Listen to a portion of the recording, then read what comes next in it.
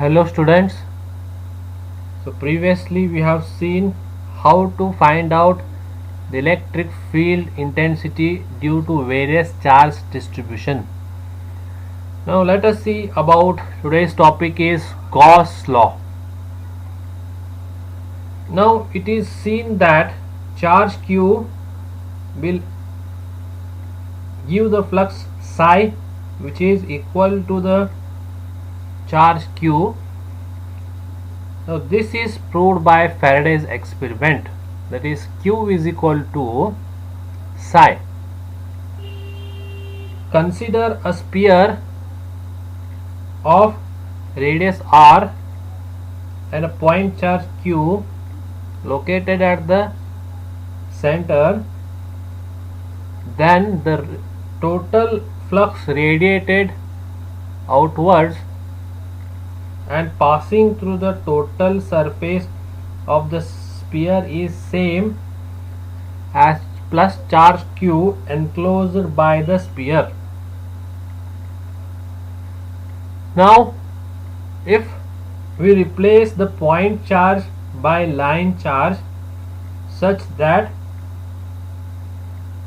the portion of line charge enclosed by the sphere consists of same charge as before, in this case too also the total flux radiated outwards remains same as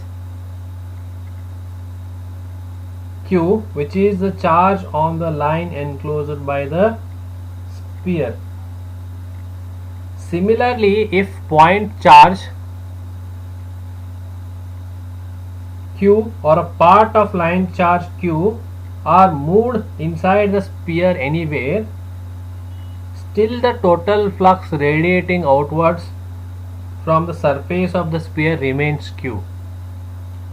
So now instead of sphere, if you take any irregular shape closed surface with total charge enclosed Q in any form, that is point, line or surface, then total flux crossing the surface of that irregular object remains same Q, which is charge enclosed by that object.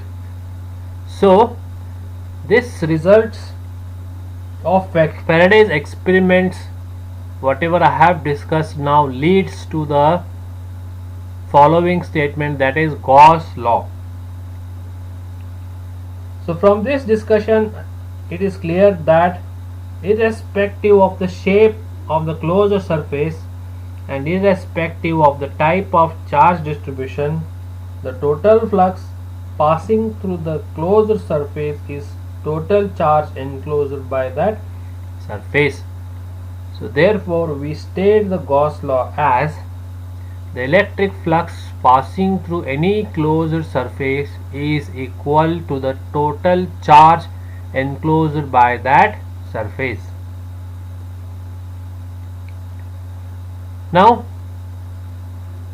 this is how we are imagining how the charge is distributed in the surface. Now mathematically, if you want to represent Gauss law, consider any object of irregular shape. This is of irregular shape. Now total charge, so this is a distribution of charge shown by a cloud of points surrounded by a closed surface of any charge. So if the total charge Q, the Q coulombs of electric flux will pass through the enclosing surface. Right? Now in this, at every point on the surface, the electric flux density vector D will have some value ds, means it will have some value ds. So you can see this is a point charge enclosed over the surface. Now along with this, consider a small differential surface, that is delta S at a point P. as the surface is irregular, the direction of D, so ds is available. Now direction of D as well as its magnitude is going to change from point to point on the surface. So here you can observe this ds normal is the surface, it is normal to the surface, therefore here ds is nothing but, and this way is nothing but magnitude. Now delta s will be delta s into vector an. Now we are going to note that normal to the surface is in two direction, but only directed outward is considered as required. The normal going into the closed surface as the point is not required here. Now in this case,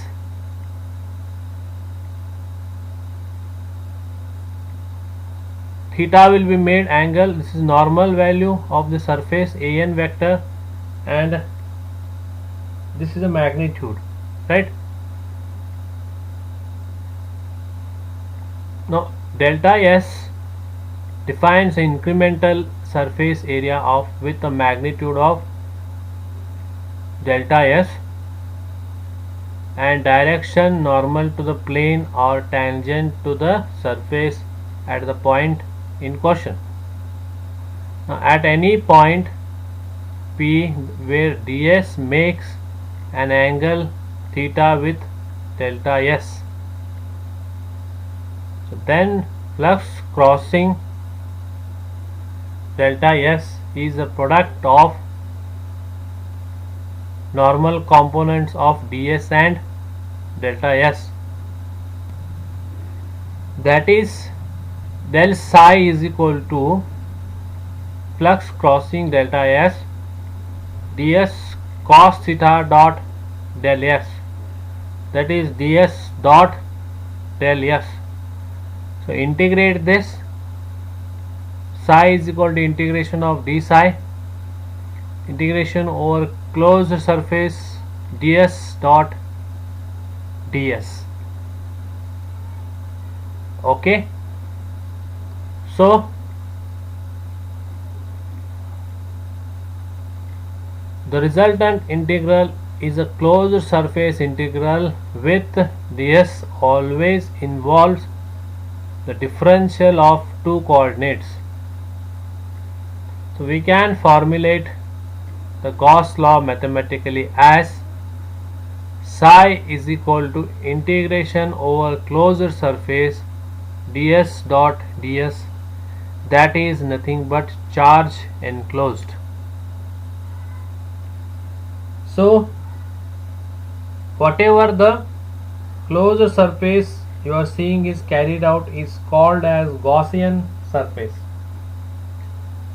Now charge enclosed meant by the formula above might be several point charges, a line charge, surface charge, or a volume charge.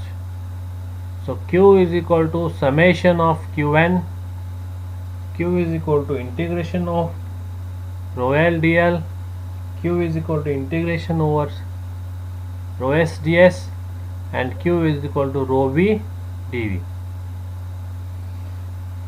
Now the surface over which the Gauss law is applied is Gaussian surface.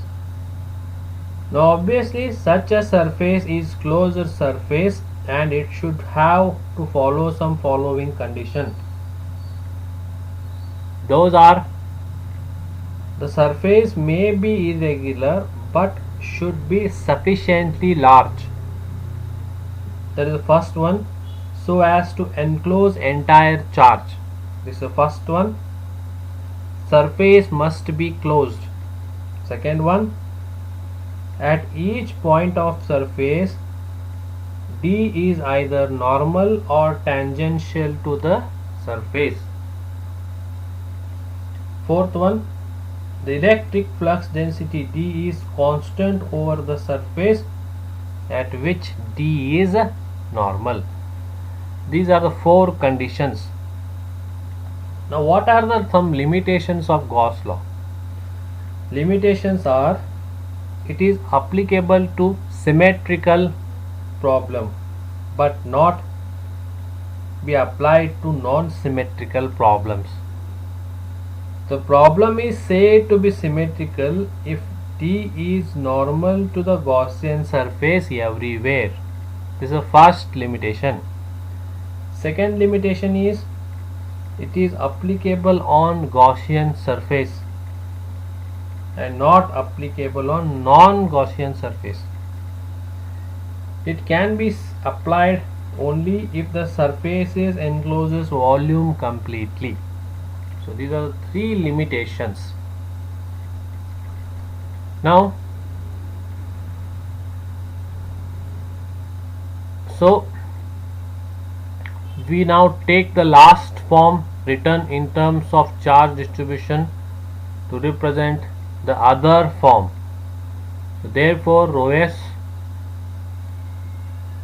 integration over surface ds dot ds will be equal to completely a integration over volume, that is rho v dv. Now let us illustrate this Gauss law, how it is applied with respect to a point charge. Okay, now that is nothing but, you can tell, this is the application of Gauss law. Application of Gauss law it is. So